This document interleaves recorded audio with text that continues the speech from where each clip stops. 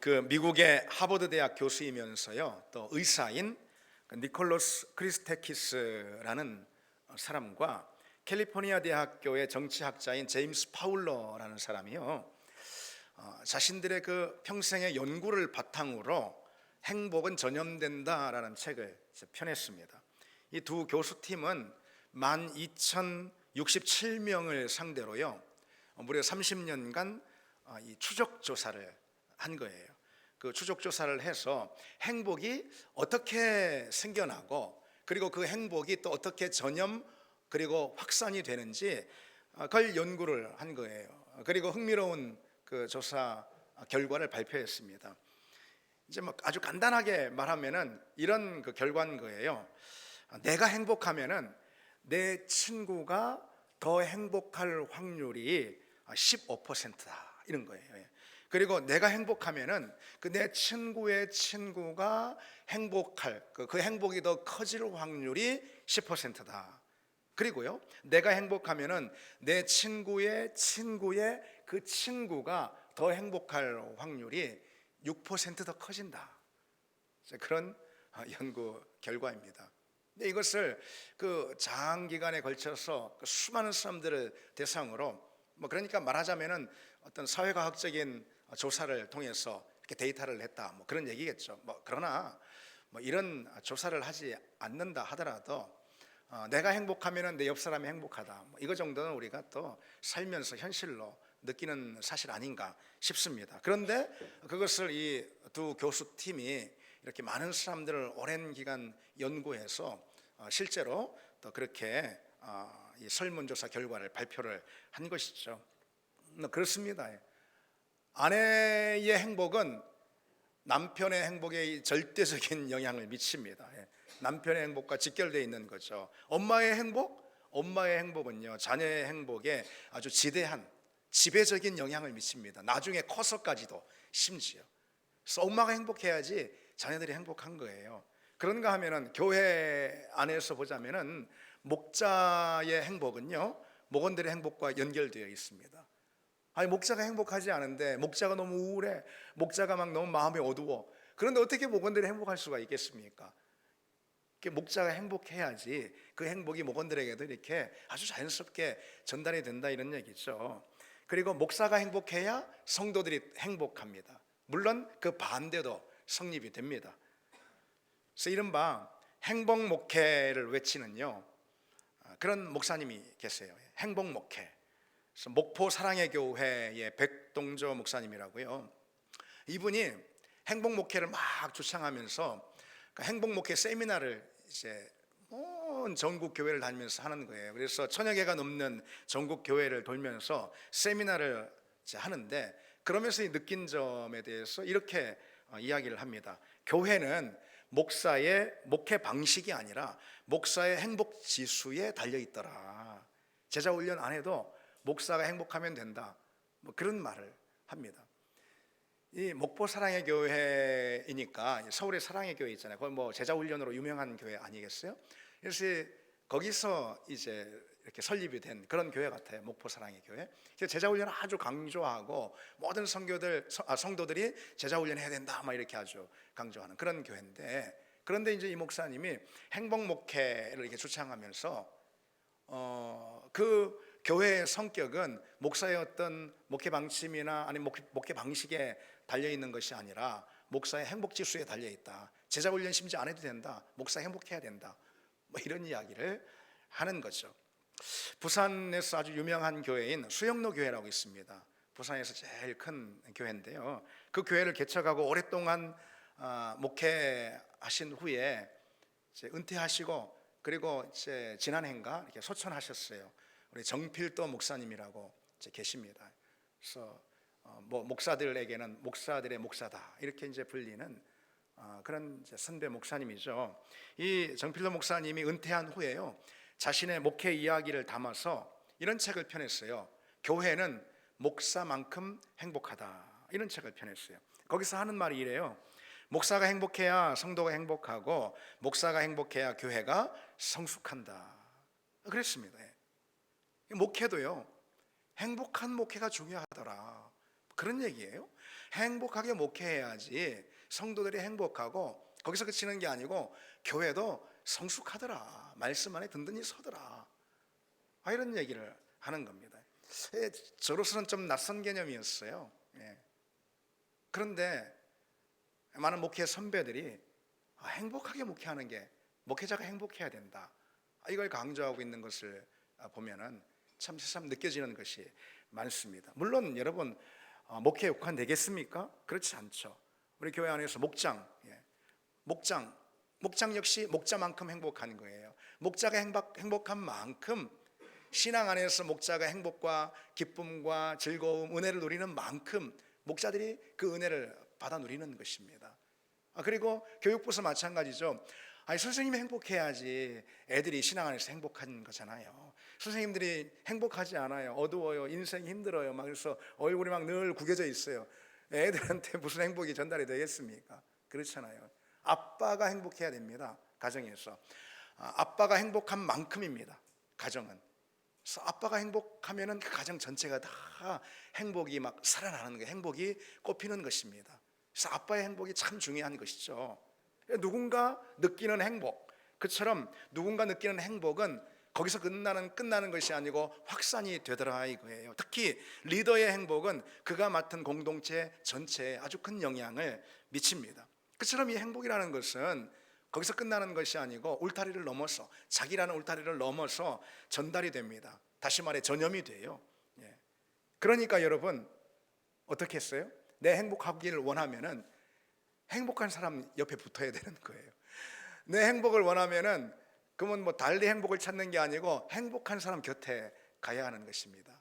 그러니까 여러분, 내가 행복한 사람이 돼야 되는 거죠. 다른 사람이 행복해지려면은 내 가정이, 내 자녀들이, 내 교우들이 행복해지려면은, 또 직장에서도 역시 마찬가지입니다.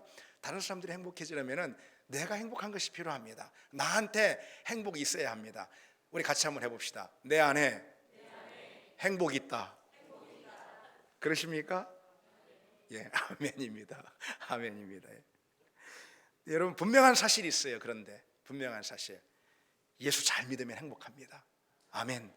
아멘. 예수 잘 믿으면 행복합니다. 왜 그럴까요? 이 행복은 조건이 아니라 관계이기 때문에 그렇습니다. 내가 뭐 누리는 어떤 물리적인 어떤 조건들, 이런 게 아니고 행복은 관계에서 오기 때문에 그렇습니다. 부부 간의 관계, 그리고 부모 자식 간의 관계, 성도들 간의 관계, 그리고 뭐 직장이나 사회에서 여러 다른 사람들과의 그런 관계에서 우리가 행복을 느끼지 않습니까? 그렇습니다.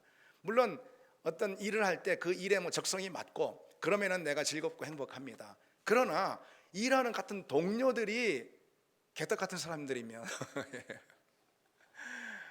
불행을 나한테 주는 사람이면은, 그러면은 내가 행복하지 않습니다. 행복하지 않아요. 일이 암만 좋아서 그 일을 해도요, 같이 일하는 사람들을 통해서 내가 불행을 느끼면은, 그 관계가 좋지 않으면은 그럼 불행하다, 이런 얘기입니다. 여러분, 우리 자녀들 보면은 애들이 공부하잖아요. 근데 수학머리가 좋은 애들이, 수학머리가. 근데 수학머리가 아무리 좋아도요, 수학 선생님이 개떡 같으면은 수학 못합니다. 그 선생님 보면은 막 그냥 너무 뭐 선생님 보면 행복하지 않아. 그럼 수학 공부하기가 싫은 거예요. 제가 그래서 수학을 공부 못했지 않습니까? 선생님 탓입니다. 그런 것입니다. 이 행복은 관계에서 온다는 거죠. 그리고 여러분, 무엇보다도 그 모든 관계를 결정하는 우선적인 관계가 있어요. 뭘까요? 하나님과의 관계입니다. 하나님과의 관계가 잘 돼 있으면요, 그 다른 모든 관계에 은혜의 윤활유가 부어집니다. 그래서 하나님과의 관계가 내가 잘 돼 있으면은, 그러면 내가 행복해요. 그래서 다른 사람들과의 관계 조금 삐걱거리고 조금 관계가 어려워도요, 그 관계에 어떤 은혜의 윤활유가 부어집니다. 그래서 내가 사랑할 수 있는 거예요. 그래서 내가 용납할 수 있는 것이고, 그래서 내가 섬길 수 있는 것이고, 그 관계 안에서 내가 행복을 누릴 수가 있는 것입니다. 하나님과의 관계가 잘 돼야지 내 모든 다른 관계 안에서도 행복할 수 있고, 그것이 곧 우리가 인생에서 누리는 행복 아니고 무엇이겠습니까? 다시 말해, 예수 잘 믿어야지 행복할 수 있다, 이런 얘기입니다. 그러니 이렇게도 볼 수 있죠. 내 행복하지 않다라는 것은 내 지금 예수를 잘 못 믿고 있다라는 것을 또 말해주는 것입니다. 그렇지 않겠습니까? 나한테 영 행복이 없어. 근데 예수 만나는데도 불구하고, 신앙생활 하는데도 불구하고, 내 예배 드리는데도 불구하고, 기도의 자리를 펴는데도 불구하고, 말씀이 내 앞에 있는데도 불구하고 내 영 행복을 느끼지 못해. 그럴 수 있을까요? 과연? 그렇지 않습니다. 내가 영 행복하지 않다면 예수를 잘 믿지 못하고 있다는 증거라는 거죠. 예수를 제대로 믿으면 어떻겠습니까, 여러분? 행복하지 않겠습니까? 동의하지 않습니까? 그렇습니다. 예수 제대로 잘 믿으면 행복합니다. 복음을요 온전히 누리면 당연히 여러분 어느 자리에 있든지 어느 형편 가운데 있든지 난 행복하다, 난 행복하다, 그렇게 됩니다. 복음 안에 거하면 행복하지 않을 수가 없습니다. 성령 충만해 보십시오. 당연히 행복이라는 것은 동반이 됩니다. 뒤따라오는 거예요. 그 열매로. 묵상과 기도 생활은 반드시 행복을 견인하게 되어 있습니다. 내가 그래서 하나님 앞에 제대로 말씀 붙들고 묵상하고, 묵상의 은혜를 누리고, 묵상한 대로 살고, 그리고 내가 하나님 앞에 제대로 나아가 기도의 무릎을 꿇고, 그래서 이 기도를 통해서 하나님과 내 소통의 끈이 열려 있고, 그러면은 그 행복을 견인하지 않겠습니까? 그렇습니다, 여러분. 그렇습니다. 그리고 여러분, 중요한 거, 내가 예수 때문에 행복하고 예수 안에서 행복하면은 주님은 그런 나로 인해서 영광을 받으시는 줄 믿습니다. 그렇지 않을까요? 예수 믿기 전에는 내가 때로 불행했어요. 행복을 찾아다녔지만은 그 행복을 얻을 수가 없어. 내 마음에 우울함이 있었고 어두운 그늘이 있었습니다. 근데 내 예수를 믿었어. 예수 만났어요. 예수 안에서 내 너무 행복해. 예수님 이름만, 십자가만 떠올리면 내 너무너무 행복하고 감사하고 너무 즐겁고 기뻐요. 예수 믿는 게 너무 행복해. 복음 안에서 그 행복이 다 드러납니다. 그것이 우리 주님께는 영광이 되지 않겠습니까? 그렇습니다. 예수 없던 내가 이제 예수 안에 있게 되므로 그 안에서 내가 세상에서 얻을 수 없는 행복을 어느 형편 어느 자리에 있었던 내가 누리고 고백하고 있다면 그야말로 하나님께 영광을 올려드리는 삶입니다. 여러분 행복하십니까? 행복하십니까? 아멘.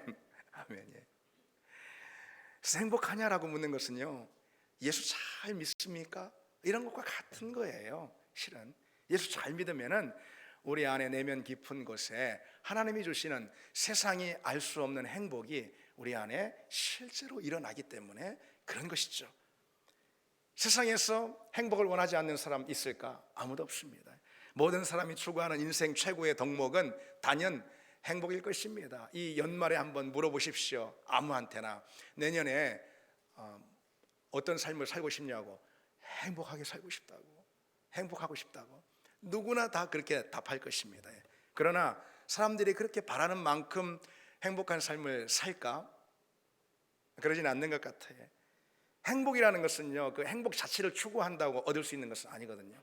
행복이라는 것은 행복 그 자체를 구한다고 우리에게 주어지는 것은 아니거든요. 참 행복은 하나님이 주시는 선물이기 때문에 그렇습니다. 온전한 행복은 복음과 예수 그리스도 안에서 누리는 선물이기 때문에 그렇습니다. 하나님을 인생에 모셔드리고 하나님과 동행할 때 행복은 내게 자연히 따라옵니다. 행복의 원천은 우리 하나님이 되시는 줄 믿습니다. 믿습니다.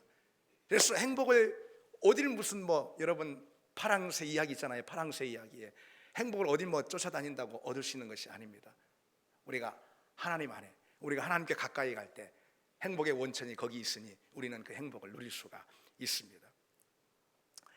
왜 갤럽 여론조사라는 게 있잖아요. TV 여론조사만 하면 갤럽에 의하면, 갤럽에 따르면 그런 얘기 많이 나오잖아요. 갤럽 여론조사로 유명한 조지 갤럽이라는 사람이요, 이 여론 연구소를 세우고서는 그가 이제 제일 여론조사를 해보고 싶은 항목이 있었다라는 거예요. 그게 뭐냐면은 사람들의 최대 관심사인 행복 말이죠. 행복에 관해서 했어요. 그래서 이 조지 갤럽이 행복에 관한 여론조사를 대대적으로 했다는 거예요. 그리고 얻은 결과, 그 결과를 짤막하게 이렇게 한 문장으로 보여주고 있습니다. 가장 행복한 사람은 누구냐?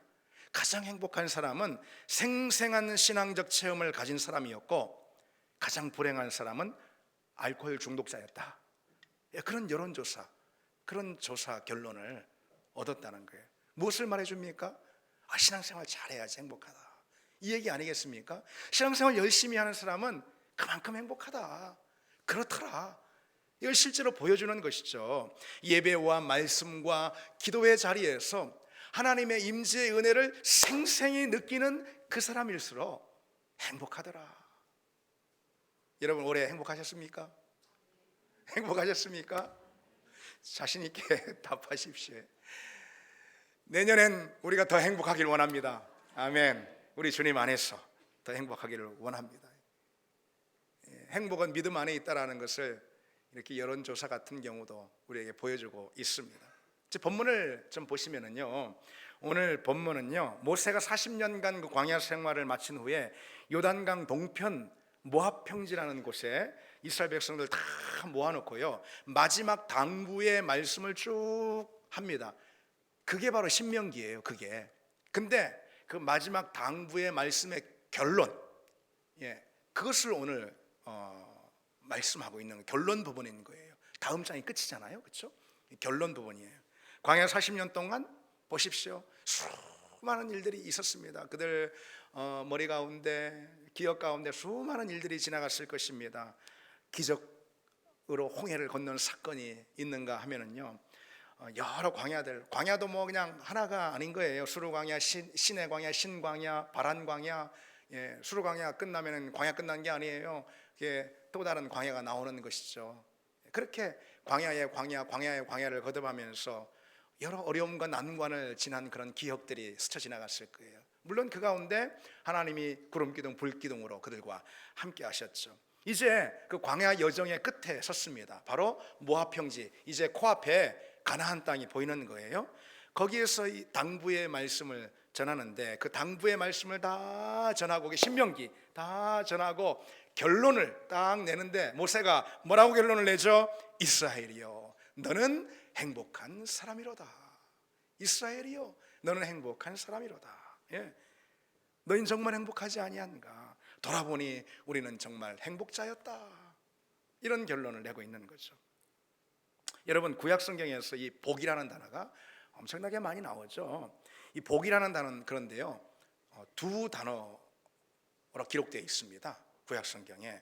우리말 성경은 뭐 그 차이를 구별하지 않고 그냥 무조건 복, 뭐 영어 성경도 마찬가지인데 그냥 복 이렇게 번역을 하고 있는데요, 사실 두 단어로 구약 성경은 이렇게 표현하고 있어요. 복을. 먼저는 뭐냐면요, 바라크의 복. 이 바라크의 복은 뭐냐면은 하나님이 빚어주신 우리 형상과 그리고 창조 질서 안에서 우리가 번성하는 바로 그 자체, 이게 바라크의 복이에요. 여러분, 하나님은 우리를 당신의 형상으로 빚어주셨잖아요. 그 말은 뭐예요? 하나님의 형상, 그 말은 뭐예요? 존귀한 형상으로 하나님의 생명과 하나님의 영광, 하나님의 거룩을 가득 담고 있는 그런 존귀한 존재로 빚어주셨어요. 바로 그런 존재가 되어서 그런 존재로 살아가는 그 자체가 뭐예요? 바라크의 복인 거예요. 그게 복인 거예요. 복.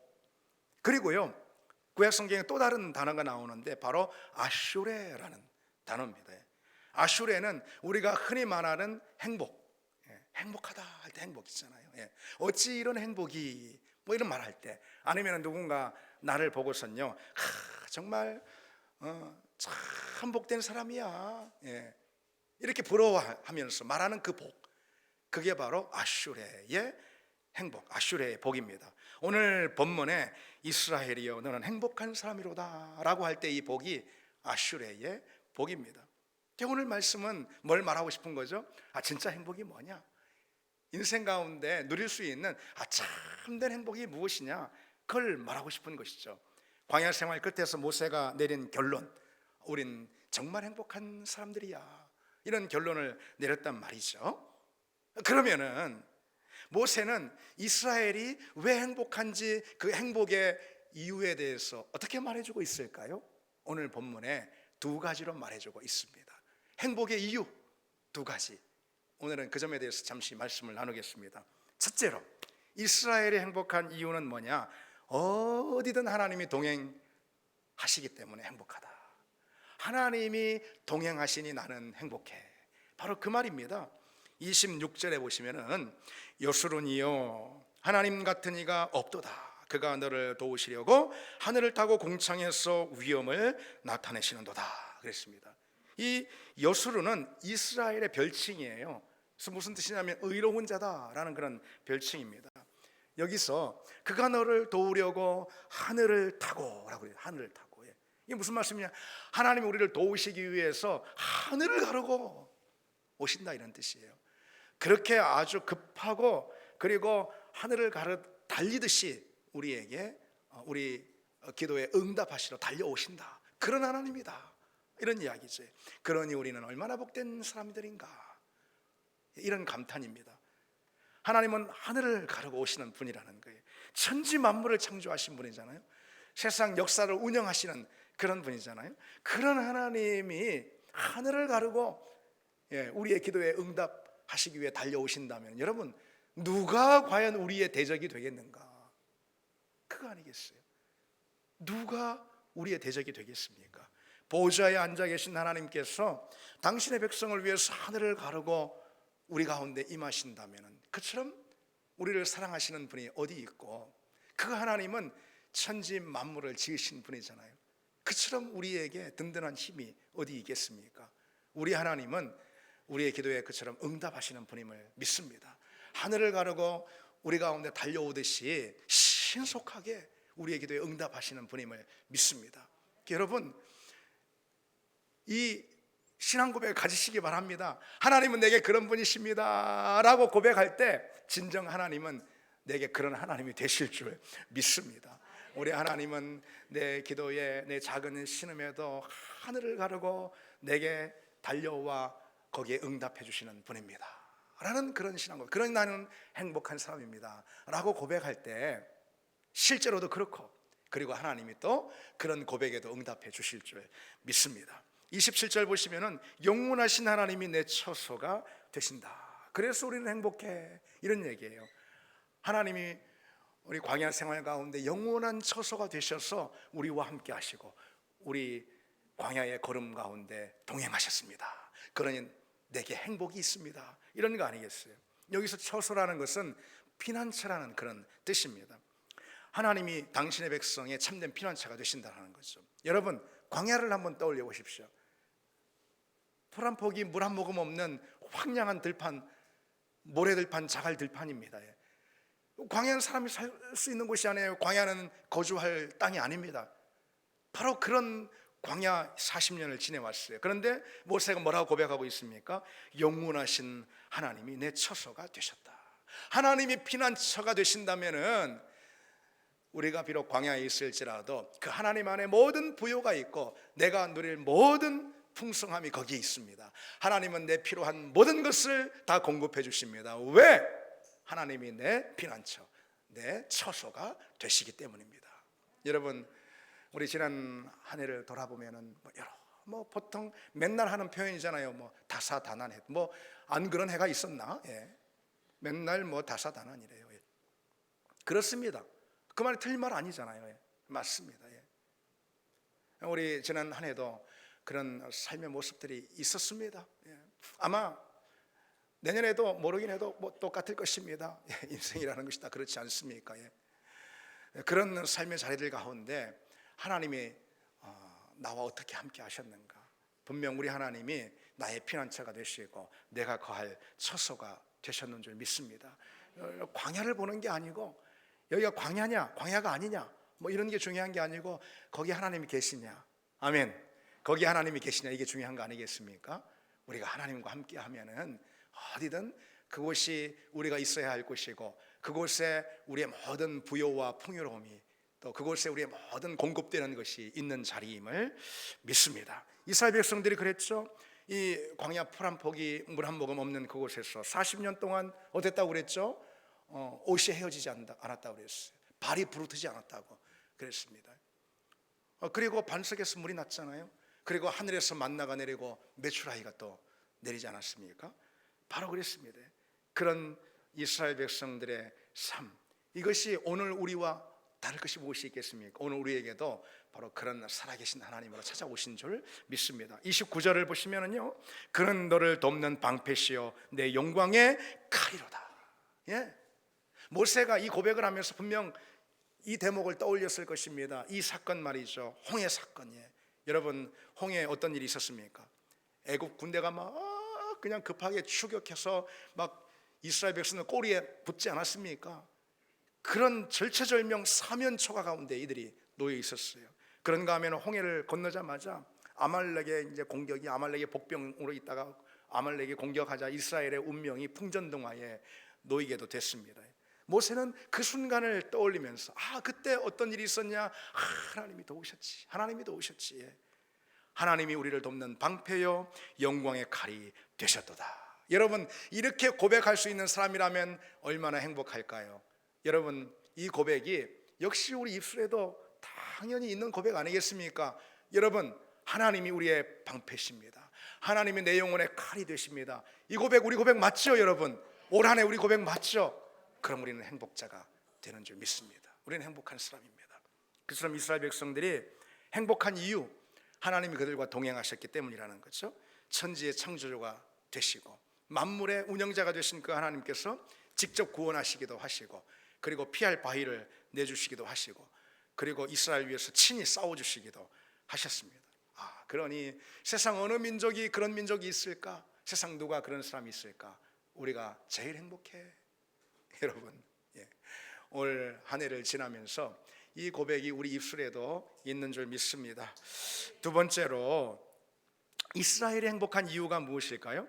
하나님의 구원을 얻은 백성이기 때문에 그렇습니다. 하나님의 구원을 얻은 백성.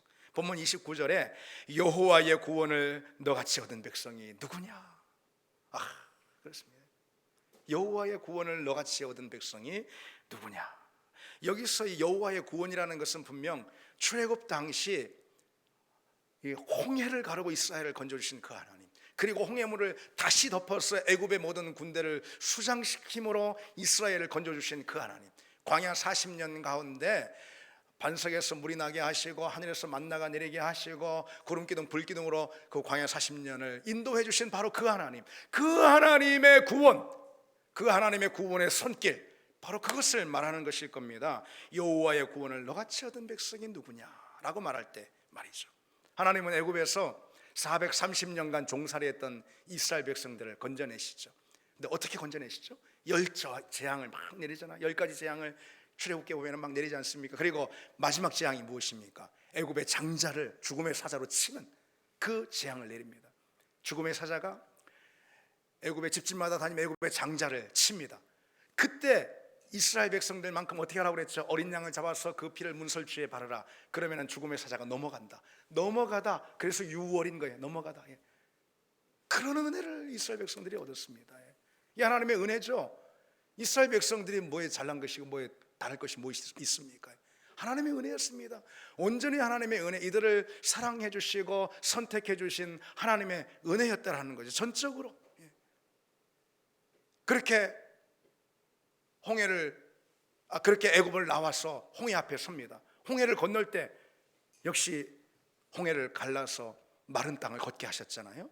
그리고 광야로 나옵니다. 광야 40년간 온갖 위험과 장애로부터 건져주시고 수많은 대적들로부터 이스라엘을 지켜주셨어요. 그리고 마침내 지금 가나안 땅을 목전에 두고 있습니다. 모세는 바로 그것을 기억한 거죠. 그 하나님의 구원의 손길을 기억하고, 과연 세상 어떤 민족이 우리와 같은 민족이 있겠냐? 우리와 같은 민족이 어디 있겠냐? 우리는 참으로 행복한 사람들이다. 하나님의 구원을 누린 하나님의 백성들의 고백입니다. 여러분, 그런데 성경에서 이 애굽이라는 것은요, 특별히 죄의 권세를 상징하는 거예요. 그래서 출애굽이라는 것은 죄의 권세로부터 자유케 되는, 죄의 권세에서 해방되는 바로 영적 구원의 사건을 이 출애굽의 사건이 상징하는 것입니다. 죄와 죄의 형벌인 사망의 종살이에서 우리를 건져낸 사건, 그것을 예표해 주는 거예요. 이 출애굽의 사건이. 바로 그처럼 우리는 구원을 얻은 사람들이죠. 그러니 모세의 고백을 따라서 우리 역시 과연 세상 어느 누가 우리와 같은 사람이 있을까? 우리는 참으로 행복자다. 왜? 하나님의 구원을 받은 사람들이니까. 심지어 예수 그리스도의 피 흘리심을 통해서 하나님의 구원을 얻은 하나님의 자녀들이기에 우리는 세상 그 누가 있을까? 그런 자들이 우리는 참된 행복자다, 이렇게 고백할 수가 있는 것이죠. 여러분, 구원이 가장 큰 행복임을 믿습니다. 구원이 가장 큰 행복임을 믿습니다. 여러분, 내게 있는 모든 것이 그대로 여전히 있고 단 구원이 쏙 빠진다면은, 하나님이 쏙 빠진다면 여러분, 그게 과연 나일까요? 그게 과연 나일 수 있을까요? 그리고 과연 행복할 수 있을까요? 그 인생이 과연 행복할 수 있을까요? 천만에. 그렇죠. 하나님이 없으면은 모든 것은 곱하기 뭐뭐뭐 곱하기 0 하는 것과 똑같습니다. 그렇지 않을까요, 여러분? 아무리 큰 숫자를 곱해도 0을 곱하면 0이 되는 것처럼 하나님이 없으면 우리 인생에 모든 것이 다 빠져나가는 것입니다. 하나님이 내게 참된 행복이 되고 구원이 내게 참된 행복이 됨을 믿습니다. 그 구원은 그런데 오직 예수 그리스도로만 받습니다. 구원을 받는 데 있어서 다른 어떤 의무나 공로는 없습니다. 우리의 구원의 충분하고도 유일한 조건은 오직 예수 그리스도 십자가와 그 십자가를 믿는 믿음뿐입니다. 구원은 오직 전적으로 은혜로만 주어집니다. 그리고 중요한 것, 그 구원이 가져오는 선물이 무엇이죠? 영원한 영생이죠. 영원한 나라, 영원한 천국, 영생입니다. 그리고 그 영생은 지금 이 땅에서부터 이미 시작이 된 것이죠. 하나님과 더불어, 영원하신 하나님, 구원의 하나님과 더불어 사는 것, 우리를 위해서 자기를 희생해서 십자가를 지신 예수 그리스도와 동행하는 그런 삶, 그런 영생은 여기서 시작이 된 것입니다. 구원이 가져온 선물인 것이죠. 여러분, 우리는 그런 구원을 얻은 사람들로서 모세와도 같은 그런 감격과 기쁨이 있습니까? 감격과 기쁨이 있습니까? 우리 신앙의 선배들은요, 참 구원에 관한 감격과 기쁨, 그리고 그 행복 있잖아요. 구원으로 인한 행복을 얼마나 예찬했는지 몰라요. 여러분, 찬송가 있잖아요. 찬송가가 다 그런 거예요. 자기가 받은 구원을 막 너무나도 감격이 되고 그냥 밤새 잠이 안 와요. 막 그래서 시가 나온 것입니다. 그래서 곡이 나온 것이고, 그게 찬송가고 우리가 부르는 찬양입니다. 에드워드 모트라는 18세기 영국의 목사가 있습니다. 이 사람이 어린 시절에 그의 부모는 술집을 운영했고요, 돌봄을 받지 못했어요. 불행하게 자랐습니다. 그래 젊은 시절 뭐 할 게 뭐 마땅히 없으니 가구 공장에서 이 목공으로 일을 하면서요, 뭐 굉장한 열등의식 그리고 불평불만에 가득 쌓여서 난 불행해, 난 불행한 사람이야, 불행한 인생이야, 그렇게 살았다는 거죠. 그러던 어느 겨울에 런던의 한 거리를 배회하다가 그 예배당을 보게 된 거예요. 그래서 그 예배당 들어가는데 그런 마음이 생긴 거죠. 그래서 예배당에 들어갔는데 마침 예배를 드리고 있는데 거기서 강단에서 어떤 이제 설교가 선포되고 있냐면요, 거듭남의 도리, 구원에 관한 내용이죠, 그렇죠? 거듭남의 도리라는 말씀이 선포되는 거예요. 그 말씀을 듣고 말씀이 가슴에 팍 이렇게 꽂힌 거예요. 그리고 구원에 대한 강렬한 소망에 사로잡혀서 거기서 이제 회심을 하게 된 것입니다. 예수를 믿고 회심한 이후에 에드워드 모트는요, 자기가 막 얼마나 행복한지, 막 너무너무 행복해. 변한 건 아무것도 없네. 자기 삶이 뭐 달라진 건 아무것도 없는데 막 얼마나 어찌나 행복한지 그 행복에 대해서 이렇게 표현한 구절이 있습니다. 내 망치 소리는, 이 가구 공장의 목공이잖아요. 그러니까 내 망치 소리는 노래하기 시작했습니다. 내 망치는 이제 춤을 춥니다. 내 눈동자에는 생기가 돌고 마음속에는 생수가 솟습니다. 예수님께서 내 마음에 오셨기 때문입니다. 아멘. 이런 기쁨, 이런 감격과 행복이 여러분에게 있습니까? 모트는 완전히 달라져서 그가 하던 일은 똑같지만 그 일을 대하는 자세가, 그 인생이 너무 다른 게 모든 게 너무 기쁘고 너무 좋게 보이고 너무 행복하게 보입니다. 그래서 그가 쓴 찬송시가 많은데 그 중에 여러분 가장 유명한 거, 우리가 부르는 이 찬송 가사가 있습니다. 이 몸의 소망 무언가, 이 몸의 소망 무언가, 우리 주 예수뿐일세. 바로 그게 우리 주 예수밖에 없다.